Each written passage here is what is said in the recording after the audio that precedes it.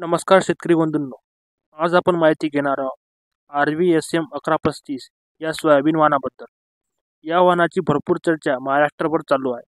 या वाणाचे उत्पादन, कालावधी व वैशिष्ट्य याबद्दल संपूर्ण माहिती आज आपण घेणार आहोत. शेतकरी बंधूंनो, व्हिडिओ खूप महत्त्वाचा आहे, त्यामुळे शेवटपर्यंत नक्की बघा. तर चला व्हिडिओला सुरुवात करूया.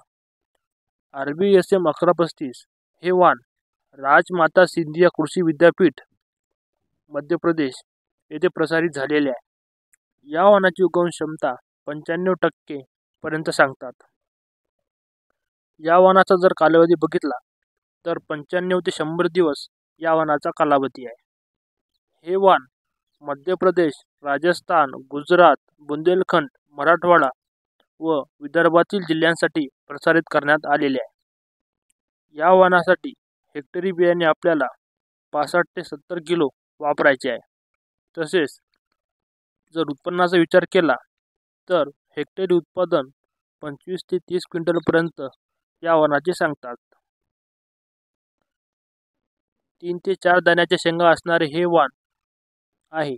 तसेच येलो मोजॅक व्हायरस या रोगाला मध्यम सहनशील असे हे वाण आहे.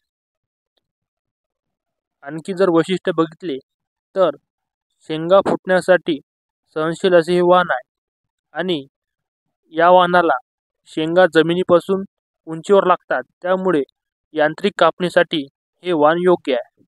तसेच पांढऱ्या फुलाचे हे वाण आहे.